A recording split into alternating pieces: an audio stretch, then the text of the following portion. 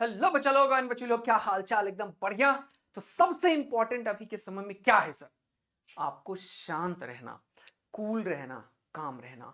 देखो, मैं नींद नहीं ले रहा हूं ना, तो मुझे इतना ज्यादा पेन हो रहा है ना सुबह से कि मुझे एकदम काम करना है। अभी मैंने सेरिडॉन खाया, ये किया, लेकिन बहुत ज्यादा ये मेरा रोल ऑन, इसको इतना ज्यादा लगा रहा हूं ताकि वो झांसा नहीं आता है थोड़ा सा, तो इस रीजन में झांस आए, जिससे कि मुझे ना थोड़ा कूल डाउन होना पड़े, क्योंकि मुझे बहुत सारा चीज तुम्हें देना है। लेकिन मुझे ये करना ही है। अभी 2-3 दिन से नींद पूरा नहीं हुई, 1-2 घंटा भी नहीं सो पा रहा हूँ, इसीलिए ऐसा हो रहा है। यही बताना चाह रहा हूँ रियल लाइफ एग्जांपल, कि तुम भी ऐसे करोगे तो तुम भी फंसोगे बेटा। तुम्हें ऐसा नहीं करना है। तुम्हें खुश रहना है, काम रहना है, कंपोज रहना है, 7 आवर्स सोना है। बार बार बोल रहा हूं मैं। मुझे क्या है, मुझे तो 2-3 दिन भी लगातार मेहनत करना है, फिर शांत हो जाऊंगा। लेकिन तुम्हारा ये पूरा साल का एग्जाम है बेटा। तो तुम जो पढ़े हो पूरा साल, वो तब निकाल पाओगे नीट के एग्जाम में जब तुम शांत रहोगे, कूल रहोगे, कंपोज रहोगे। ठीक है? तो एकदम भी पैनिक नहीं होना है अभी। देखते रहोगे, कोई वो वीडियो डाल दिया, कोई वो कर रहा है, मैं भी चल लगातार तुम्हारे लिए मेहनत कर रहा हूं, तो तुम पैनिक होने लगोगे कि मास्टर सब इतना मेहनत कर रहा है। अरे मास्टर ने 11 साल मेहनत किया बेटा, उससे पहले भी पढ़ाया हूं, तब इस तरीके से पागल की तरह, वो भी सिर्फ फिजिक्स करवाए जा रहा हूं मैं सारा दिन में। लेकिन तुम्हें botany, zoology, chemistry, organic, inorganic, physical, तुम्हारा प्रेशर लेवल एकदम प्रेशर कुकर बन जाएगा ब्रेन अपना। तो क्या करना है? पढ़ लिया, अब अपने को शांत रहना है सर। इसीलिए कोई लाइव लेक्चर नहीं ले रहा हूं मैं। चुपचाप 15 मिनट, आधा घंटा का रिकॉर्डिंग थोड़ी थोड़ी देर में दे रहा हूं। वो भी मैं बोलता हूं पीडीएफ से देख लो पहले, फिर जरूरत पड़े तो लेक्चर आके देखो। अदरवाइज देखने की भी जरूरत नहीं है। लेकिन मैं अपना कर्तव्य कर रहा हूं, तुम अपना कर्तव्य करो जैसे मैं गाइड कर रहा हूं। ठीक है ना? तो चलिए शुरू करते हैं एक और प्रैक्टिस सेशन, इलेक्ट्रोमैग्नेटिक वेव। इससे 2 क्वेश्चन की संभावनाएं बहुत ज्यादा है और बहुत ही छोटा सा टॉपिक है।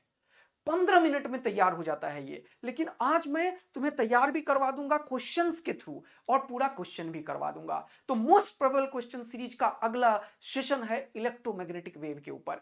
इसमें 2 ही टॉपिक है, 3 टॉपिक है। एक तो डिस्प्लेसमेंट करंट वाला है, दूसरा वो जो इलेक्ट्रिक फील्ड और मैग्नेटिक फील्ड दोनों परपेंडिकुलर होता है, दोनों एक ही टाइम पे अपने मैक्सिमा पे जाता है, मिनिमा पे जाता है। इलेक्ट्रोमैग्नेटिक वेव के लिए कोई मीडियम नहीं चाहिए। वो कैसे ट्रेवल करता है? वो बिना किसी मीडियम के, स्पीड ऑफ लाइट से, है कि नहीं? कैसे जनरेट होता है electromagnetic wave? Accelerating charge particle से। बोलो। और इलेक्ट्रिक फील्ड और मैग्नेटिक फील्ड परपेंडिकुलर होता है, वो डायरेक्शन ऑफ प्रोपगेशन के परपेंडिकुलर होता है। डायरेक्शन ऑफ प्रोपगेशन कैसे निकालते हैं? पॉइंटिंग वेक्टर से, ई क्रॉस बी। इलेक्ट्रिक फील्ड और मैग्नेटिक फील्ड का क्रॉस प्रोडक्ट से। क्रॉस प्रोडक्ट क्या होता है बेटा? जो तुमने वेक्टर में पढ़ा था। डायरेक्शन कैसे निकालते हैं? राइट हैंड थंब रूल से। सही कर रहा हूं ना? ये तो लेफ्ट हो गया, सही तो कर रहा था। राइट हैंड थंब रूल, मेरा राइटी, तुम्हारा लेफ्टी। नहीं, ऐसा नहीं, तुम्हारा भी राइटी, मेरा भी राइटी। ठीक है ना? अरे राइटी राइटी ही हो रहा है भैया। तो इसमें 3 चीज होता है, फिंगर, पाम और थंब। तो इलेक्ट्रिक फील्ड क्या यूज करेंगे अपन? फिंगर। और मैग्नेटिक फील्ड पाम। और net jet direction of propagation होता है, एनर्जी का प्रोपगेशन होता है वो ई क्रॉस बी से। ठीक है? तो इसके ऊपर करते हैं। फिर स्पेक्ट्रम आएगा। मैं एनसीईआरटी से तुम्हारे लिए एक स्पेक्ट्रम लेकर आया हूं। देखो यहां पे ये फोटो। तो स्पेक्ट्रम को मैं बता दूंगा, इसको याद रखने में 1 मिनट नहीं लगेगा। मेरे पास तगड़ा गेम है जो अभी बता रहा हूं, याद ही हो जाएगा। इससे क्वेश्चन लगातार आ रहा है 2019 में, 17 में, 21 में, तो इस बार भी आएगा। तो ये दोनों टॉपिक को कवर करते हैं। ऑल्दो एक और चीज इसमें बनता है, क्या सर? इलेक्ट्रोमैग्नेटिक स्पेक्ट्रम में एक और चीज क्या बनता है सर? Displacement current. तो डिस्प्लेसमेंट करंट में एक फॉर्मूला है, epsilon naught d phi by d t. बस इतना सा ध्यान होना चाहिए। और डिस्प्लेसमेंट करंट और कंडक्शन करंट दोनों बराबर होता है। चलिए क्वेश्चन सीरीज स्टार्ट करते हैं। थ्योरी का सीरीज भी इसका देंगे और पूरा फॉर्मूला वाला भी।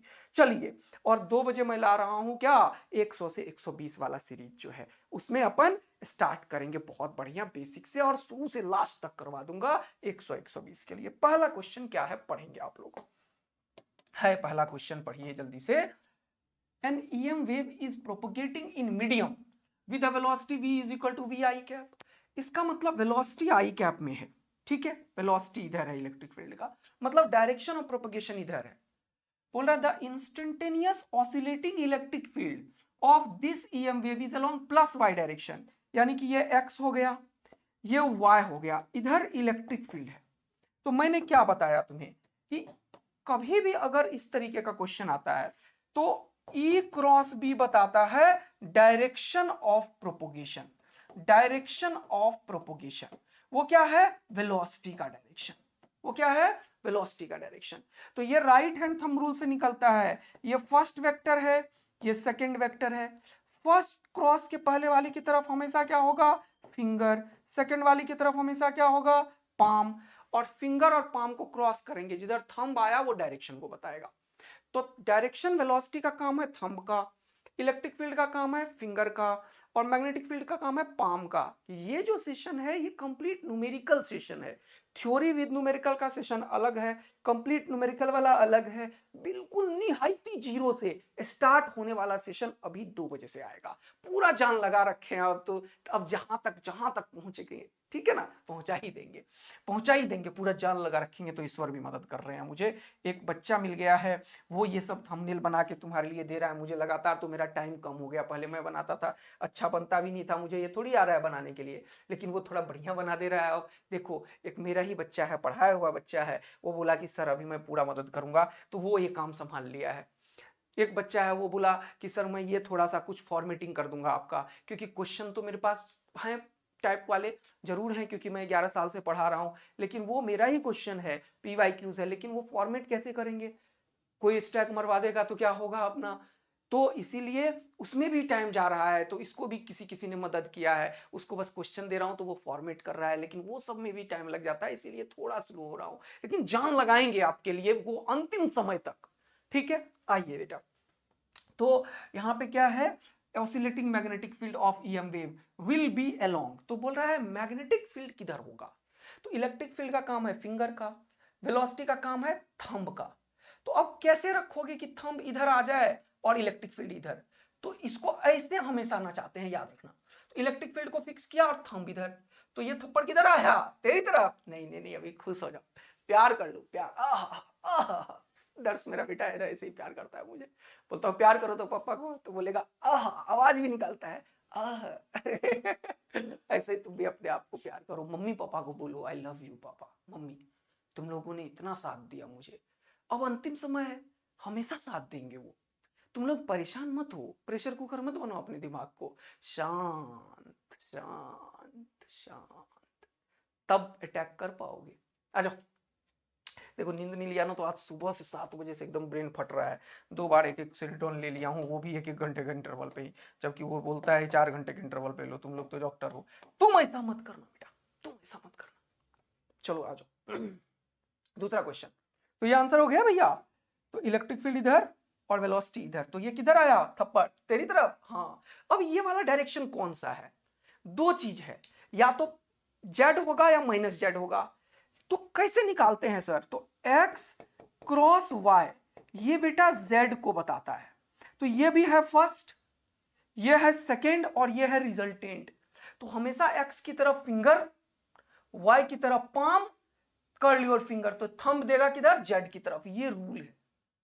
तो बाहर की तरफ आया, बाहर क्या दे रहा है? z, तो +z आंसर हो जाएगा बेटा। मजा आया? आया ना यार? तो इधर की तरफ इलेक्ट्रिक फील्ड, इधर की तरफ वेलोसिटी, तो ये बाहर की तरफ, बाहर कौन सा डायरेक्शन होगा? जेड या -z? क्योंकि एक्स वाई जेड तीनों एक दूसरे के परपेंडिकुलर होता है। तो इसको कैसे निकालते हैं? एक्स की तरफ फिंगर, वाई की तरफ पाम, जिधर आया थंब उधर +z होता है, तो उसके अपोजिट में -z। इधर +x तो इधर -x, इधर +y तो इधर -y। तो ये क्वेश्चन आने की संभावनाएं बहुत ज्यादा है। अगला देखेंगे। बोल रहा है in electromagnetic wave in free space root mean square velocity. मैंने अभी बताया था कि ERMS जो होता है वो होता है पीक वैल्यू डिवाइडेड बाय √2। इसी को बोलते हैं पीक वैल्यू, या बोलते हैं एम्पलीट्यूड, या फिर बोलते हैं मैक्सिमम वैल्यू। क्या बोलते हैं बेटा? Maximum value. तो बोलता है peak value of magnetic field. तो पहले बताओ peak value of electric field क्या हो गया? √2 टाइम्स ERMS। तो ERMS कितना है? 6, तो 6√2 हो गया। यूनिट क्या होगा? वोल्ट पर मीटर। अब एक फॉर्मूला है बड़ा इंपॉर्टेंट, कि अगर तुम स्पीड ऑफ लाइट लेते हो तो peak value of electric field और मैग्नेटिक फील्ड का रेशियो होता है। ये फ्री स्पेस में है, मीडियम की कोई जरूरत नहीं है, तब ये स्पीड ऑफ लाइट होता है 3 × 10⁸ मीटर पर सेकेंड। ये फॉर्मूला है।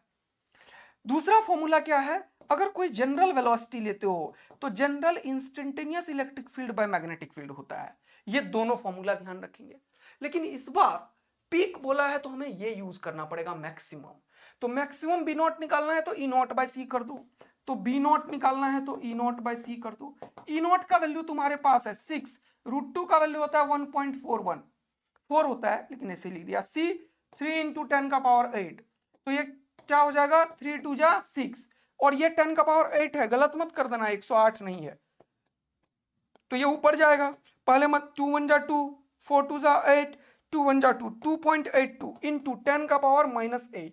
और मैग्नेटिक फील्ड का एसआई यूनिट होता है टेस्ला, इसीलिए टी। तो आंसर क्या होगा 2.82 यानी कि 83 लगभग 10⁻⁻8। आया मजा?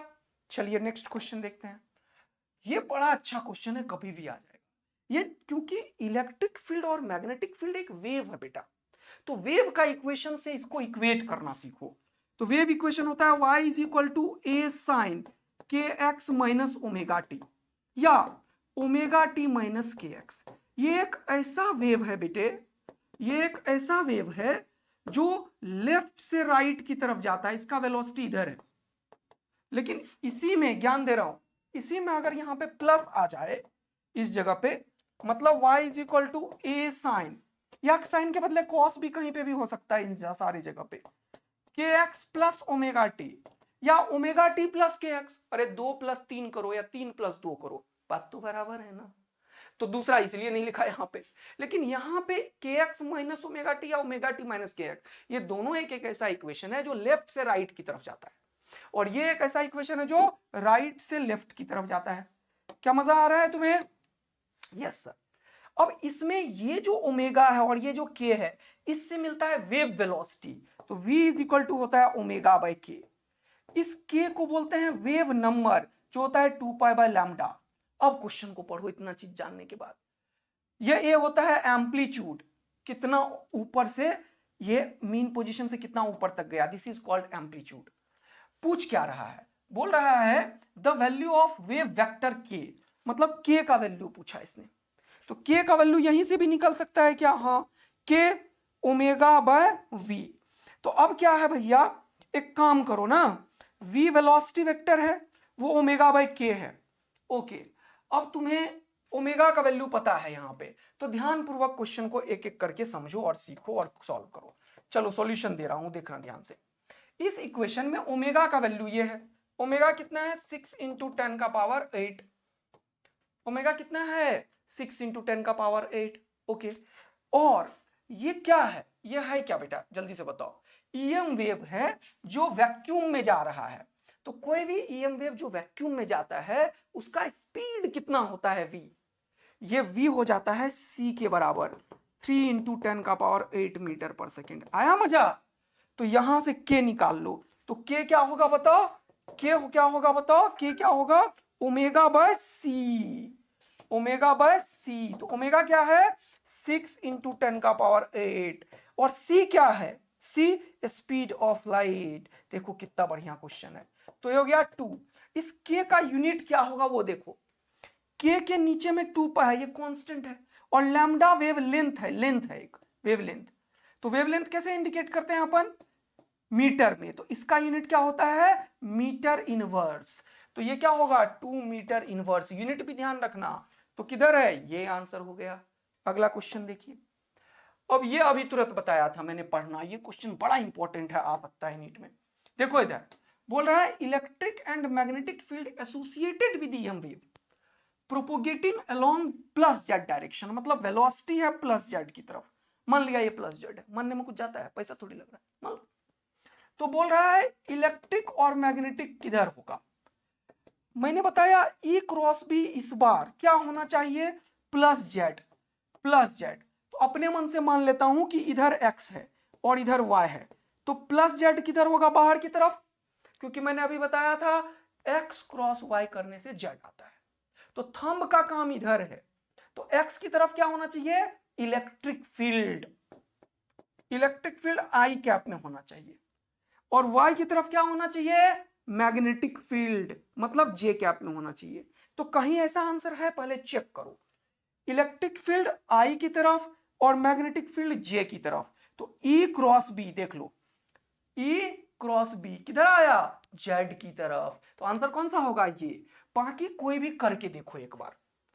तो मैंने बताया था ये तीनों परपेंडिकुलर होता है, तो ये के का मतलब है प्लस जेड डायरेक्शन, तो इनमें से कोई भी दो बराबर हो ही नहीं सकता। इलेक्ट्रिक फील्ड, मैग्नेटिक फील्ड और डायरेक्शन ऑफ प्रोपोगेशन, ये जो है ऐसा, इन तीनों में बराबर हो ही नहीं सकता। अगर ये प्लस के है तो इन तीनों में से कोई भी प्लस के नहीं हो सकता। इसमें भी प्लस के है तो ये नहीं होगा, इसमें भी के है, ये प्लस के और माइनस के कुछ नहीं हो सकता। अब देखो ये दोनों गलत हो गया तो बच्चा यही दोनों। अब इसको ही मान लो तुम, इलेक्ट्रिक फील्ड किधर है, वाई की तरफ, और यहां पे क्या है, आई की तरफ। तो इधर और इधर करोगे तो ये अंदर जाएगा माइनस जेड में, लेकिन इसने तो बोला प्लस जेड, इसीलिए ये भी गलत है। तो तुम्हें ये भी पता होना चाहिए गलत क्यों है, सही क्यों है, ताकि आपका मार्क्स एकदम सटीक निशाने पे लगे और न्यूमेरिकल पूरा अच्छे से सॉल्व होए। चलिए अगला क्वेश्चन देखते हैं। इस पे मैंने बताया था कि इलेक्ट्रिक फील्ड ऐसे ऐसे ऑसिलेट हो रहा है और मैग्नेटिक फील्ड ऐसे ऐसे। तो इलेक्ट्रिक फील्ड ऊपर गया, नीचे गया, फिर ऊपर आया। जितनी देर में इलेक्ट्रिक फील्ड ऊपर जाता है इतनी देर में ये अपने मैक्सिमम पे पहुंचता है, जितनी देर में यहां आता है वो यहां आता है, ये इधर जाता है वो नीचे जाता है, फिर से वो लौट के आता है इधर, क्योंकि चल भी रहा है और नाच भी रहा है। तो नाच ऐसे ऐसे रहा है, चल ऐसे, नाच ऐसे ऐसे रहा है और चल इधर रहा है। तो ये इसीलिए लोग ऐसे ऐसे ऐसे ऐसे करके नाच लेते हैं। थोड़ा सा समझ आया कि नहीं आया, क्लियर हुआ। ये एक ही टाइम पे अपने मैक्सिमम एक पॉइंट पे जीरो पे, फिर अपने अलग पॉइंट पे, फिर जीरो पे आता है। मतलब ये सेम फेज में होता है और एक ही पॉइंट पे अपने मैक्सिमम मिनिमम को, यानी कि इलेक्ट्रिक फील्ड और मैग्नेटिक फील्ड में फेज डिफरेंस जीरो होता है। ये लाइन पे क्वेश्चन बहुत अच्छा बनता है। देखो, which of the following statement is false. ये सब ध्यान रखना, हर बार में क्वेश्चन पैनिक सिचुएशन, प्रेशर में गलत पड़ता है बच्चा।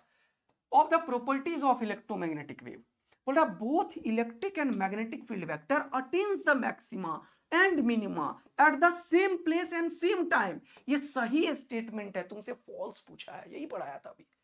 मैक्सिमा भी सेम टाइम पे, मिनिमा भी सेम टाइम पे और सेम प्लेस पे। तो ना पाथ डिफरेंस होता है, ना ही फेज डिफरेंस होता है, ठीक है ना ही टाइम डिफरेंस होता है, क्योंकि सब सेम होता है।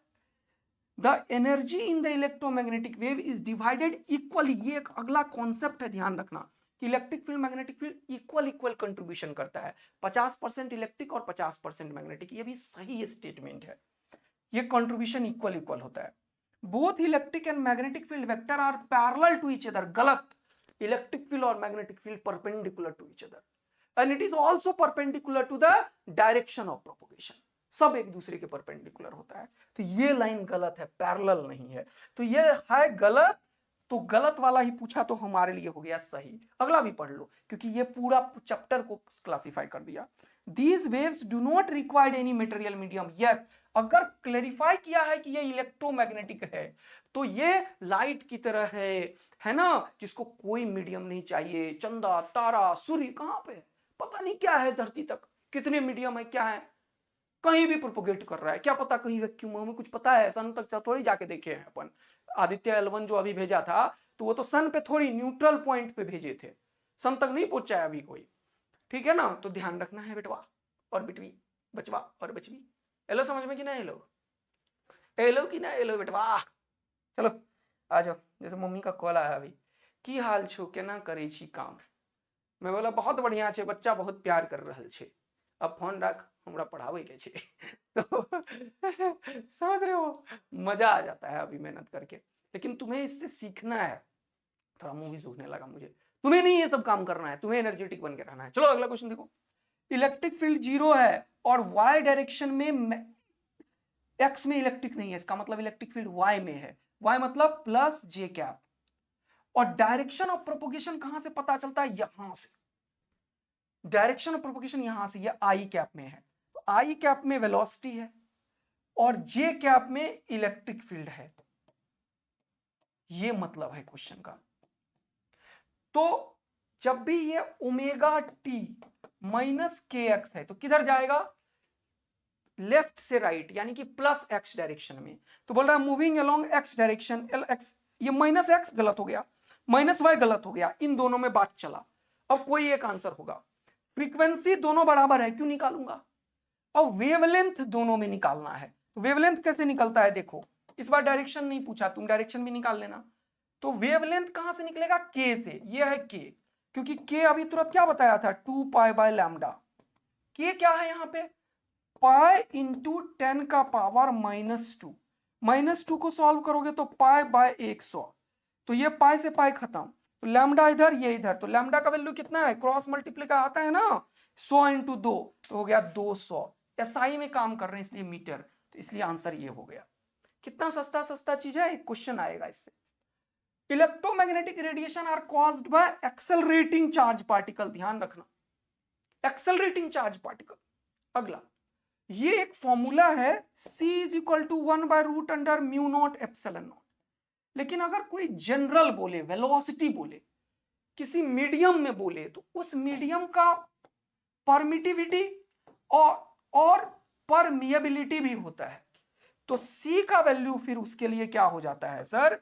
1/√μ0μr इंटू ε0 ये रूट हटाओगे तो पावर 1/2 होगा, और ऊपर जाएगा तो माइनस, तो हो जाएगा μ0μr ε0 और पावर -1/2। ये क्वेश्चन बहुत पूछ सकता है, और ये यूनिट एंड डायमेंशन में भी पूछ सकता है, याद रखना।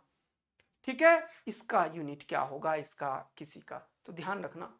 C का यूनिट या पूछ देगा, इसका यूनिट या इसका पूछ दिया, तो 1/c के यूनिट के बराबर करना है कि नहीं। मतलब C स्पीड है, तो स्पीड का रिवर्स करके कर देना। अगला बहुत इंपॉर्टेंट, इसको याद करवाता हूं मैं कैसे, देखना, मैं याद करवाता हूं इसको कैसे। जी, मार्केट में एक एक्सयूवी मिला, मान लो एक्सयूवी आजकल बहुत पॉपुलर हो गया है ना, तो एक्सयूवी बना, लेकिन वो गलती से बन गया। तो ये जो पूरा पैटर्न है उसको मैंने याद करवाने का तरीका ढूंढा है।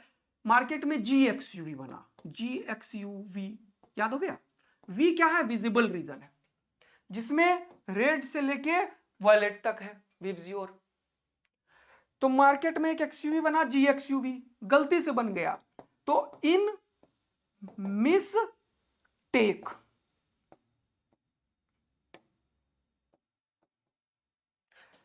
जी एक्सयूवी इन मिस्टेक, और वो हमेशा तक गलती रही गया, लोगों ने ठीक ही नहीं कर पाया, तो उसको मैं बोलता हूं ऑल टाइम, ऑल और टाइम। ये याद हो गया, तो समझो ये याद हो गया।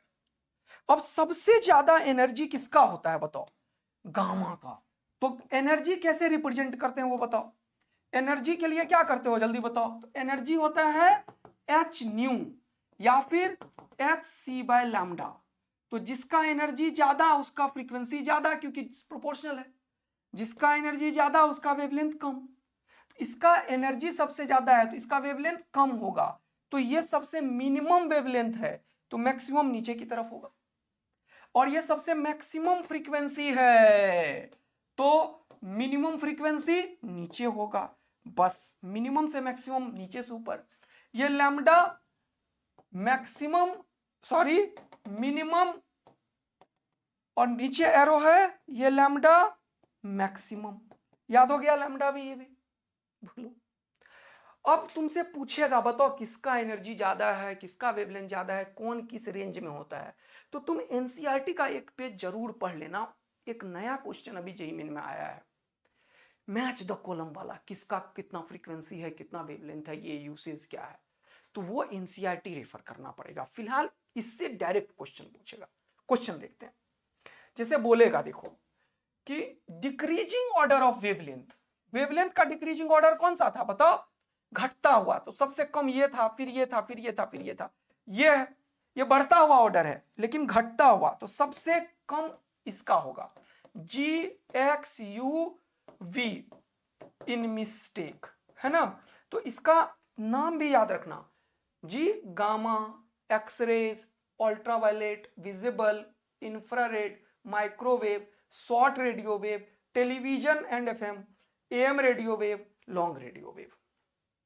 ठीक, सबसे नीचे लॉन्ग रेडियो वेव है। तो तुम्हें पता है कि वेवलेंथ क्या बोल रहा है, ये डिक्रीजिंग ऑर्डर, तो सबसे घटता हुआ वेवलेंथ इसका है। तो वेवलेंथ सबसे छोटा गामा का है, तो गामा सबसे छोटा होना चाहिए। तो ये हो सकता है, ये नहीं हो सकता, ये नहीं हो सकता, तो ये दोनों में बात चला। गामा के बाद किसका होना चाहिए? एक्सरेज का। एक्सरेज है इसमें कहीं? नहीं है, छोड़ दो। अल्ट्रावायलेट का। गामा के बाद अल्ट्रावायलेट इसमें है, इसमें है, हाँ इसमें भी है, मतलब दोनों सही आया। अब किसका होना चाहिए अल्ट्रावायलेट के बाद? विजिबल का। विजिबल है? नहीं है, छोड़ दो। फिर किसका? इंफ्रारेड का। इसके बाद किसका होना चाहिए? इंफ्रारेड का। इसमें क्या है?